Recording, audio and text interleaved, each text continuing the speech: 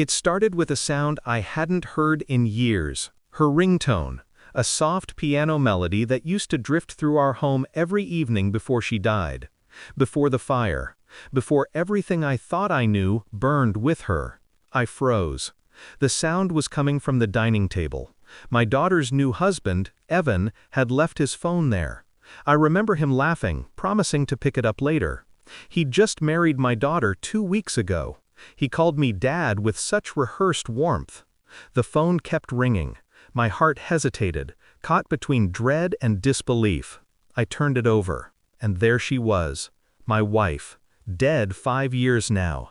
Her face smiling on the screen as the caller ID flashed a name I hadn't seen since I buried her. Claire. I didn't answer. I couldn't. The phone stopped ringing. Then, a message appeared. I miss your touch. I stared at it, my pulse hollowing out in my chest. The timestamp was recent, 2 days ago. I felt the air thin, the room stretch and warp around me. For a moment, I thought it was a cruel coincidence, some sick joke. But the photo was one I had taken myself, a private one, from before the end. No one else should have had it. No one but me. For hours I sat there, the phone in my hand, staring at that message as if it might explain itself. The rational part of my mind searched for logic. Maybe a data transfer, an old cloud backup. Maybe Evan bought a second-hand phone. Maybe... No. When he returned later that evening, I was silent, watching him. The way he smiled at my daughter. The way his hand rested on the small of her back. Too gentle, too practiced. He thanked me for dinner, reached for his phone, and hesitated when he saw it in my hand. Just for a second. But it was enough. That flicker, that tightening around his eyes. "Forgot this," I said evenly, handing it to him. He nodded, too quickly. "Thanks, sir."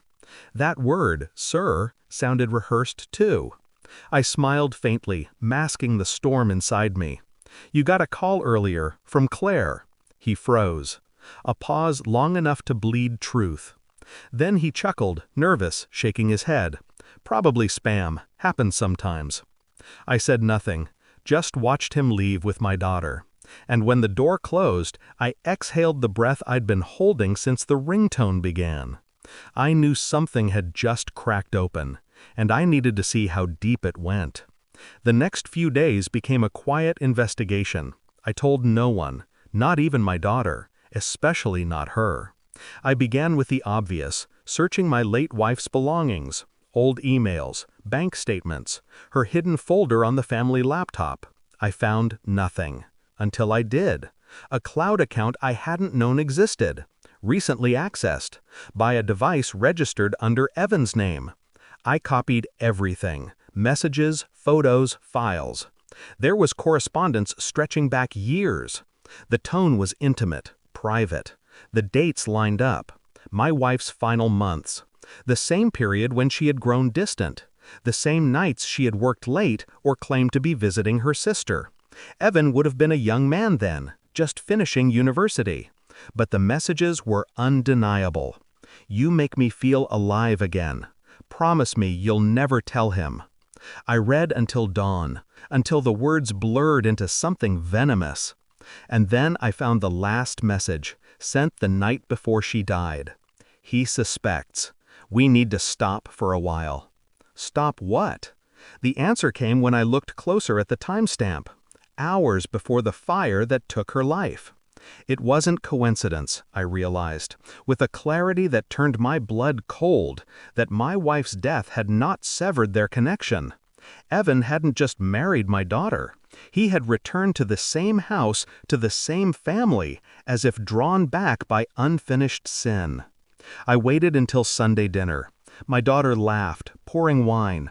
Evan played the charming son-in-law, complimenting her every word. His smile was immaculate, hollow. When dessert came, I slid a small envelope across the table. "For you," I said. He frowned, opened it. Inside were printed copies of the messages. His messages, to Claire. The color drained from his face. My daughter looked between us, confused. "What's this?" Evan's lips parted, but no sound came. I spoke quietly, calmly. My late wife, your mother, she was having an affair, with him. The silence that followed was so complete it felt like time had stopped. Evan's hands trembled, my daughter's breath caught. Her wineglass slipped, shattering against the floor. He tried to speak. It was years ago, before her death. I looked at him, my voice barely above a whisper. You married her daughter. No anger, no shouting. Just a statement, the kind that leaves scars. My daughter's sobs filled the room. Evan sat there, staring at the papers like they were a death sentence. In a way, they were. He came to me later that night, alone. I didn't mean for it to happen, he said. I loved her, but I love your daughter too. I thought I could move on. Move on? I repeated, watching him unravel. By marrying her? His tears came then, weak, wet, useless. I stepped closer, calm, controlled. You forgot your phone that day. You know what I think? I think you wanted me to find it. Guilt has a way of leaving traces. He stared at me, horrified. I leaned in. You brought her ghost back into my house, and now you'll live with her memory every single day, in every room, every silence, every look my daughter gives you from now on. He tried to apologize, but I was already walking away. Don't, I said. You've already said enough. It's been weeks since then. My daughter moved out. She doesn't speak to either of us. I don't blame her. Truth has a cost. It always does. The house is quiet again. Sometimes I still hear that ringtone in my head, faint and distant, like a warning. I've stopped asking why. Some ghosts don't haunt to scare. They haunt to reveal. And now that I know the truth, I realize something colder. I'm not angry anymore, just empty.